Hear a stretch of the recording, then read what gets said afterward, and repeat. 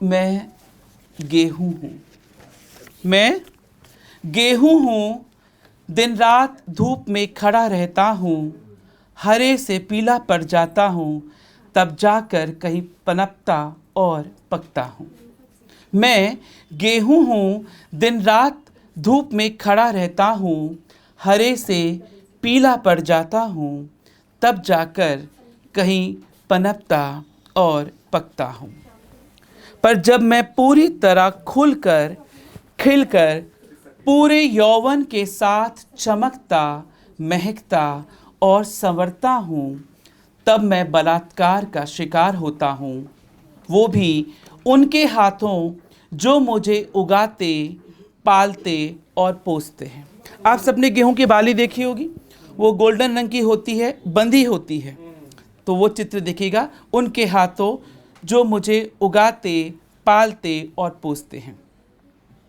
वो मेरे हर बाल की खाल निकाल कर मुझे बड़ी बेरहमी से कूट पीट कर नंगा कर देते हैं।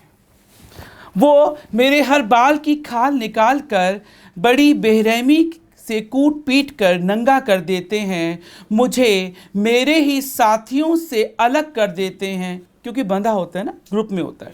वो मुझे मेरे ही साथियों से अलग कर देते हैं। मुझे मेरे ही घर यानी खोल से बेघर कर देते हैं। ठूंस देते हैं बोरे में, जहां मैं ठीक से अंगड़ा भी नहीं पाता। ठूस देते हैं मुझे एक बोरे में, जहां मैं ठीक से अंगड़ा भी नहीं पाता। फिर कोई अनजान हाथ मुझे सौंप देते हैं दो अजनबी भारी भरकम पाटों के बीच। फिर दो अनजान हाथ मुझे सौंप देते हैं दो अजनबी भारी भरकम पाटों के बीच, जो मुझे पूरी तबीयत से मसलते, रौंदते और पीसते हैं। तब दम मेरे वजूद का ही नहीं घुटता, क्योंकि पहले वजूद क्या होता है, गेहूं का आकार होता है।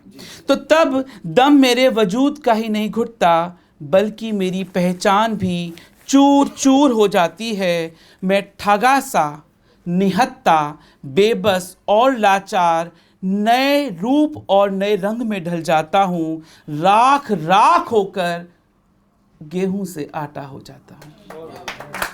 तब मैं ठगा सा, निहत्ता, बेबस और लाचार नए रूप नए रंग में ढल जाता हूँ।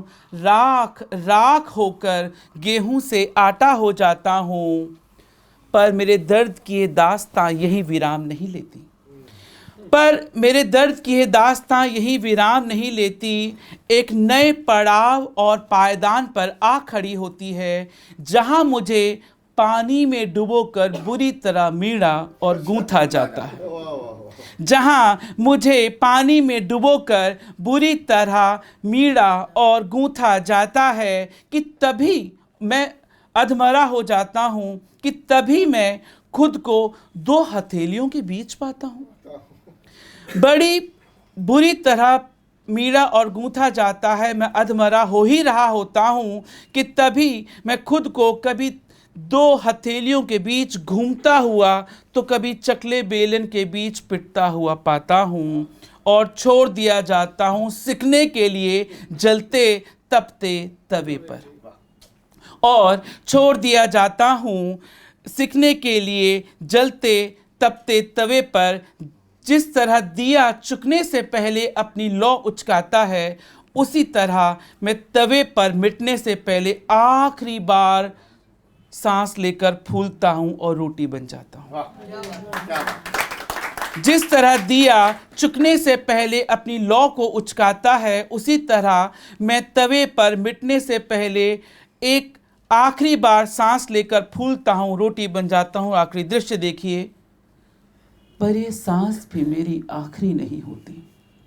पर ये सांस भी मेरी आखिरी नहीं होती। मैं रोटी बनकर किसी थाली में सजता हूं तो किसी अनजान उंगलियों के हत्थे चढ़ता हूं, और जो मुझे कौर कौर करके तोड़ती है, जो मुझे कौर कौर करके तोड़ती है, और मुझे एक निवाला बनाकर दांतों के झुंड के हवाले कर देती है। दांतों से घिरा मैं तन्हा, अकेला, बेबस, कतरा कतरा, रत्ती रत्ती, कटता चबता घुलता और मिटता हूँ। दांतों के बीच में कतरा कतरा रत्ती रत्ती कटता चबता घुलता और मिटता हूँ, पूरी तरह चूर चूर हो जाता हूँ। जी हाँ, मैं गेहूं हूँ। गेहूं से आटा, आटे से रोटी और रोटी से निवाला बन जाता हूँ। मैं मिट जाता हूँ, तुम्हारी भूख मिटा जाता हूँ, तुम्हारी खुराक के लिए राख हो जाता हूँ।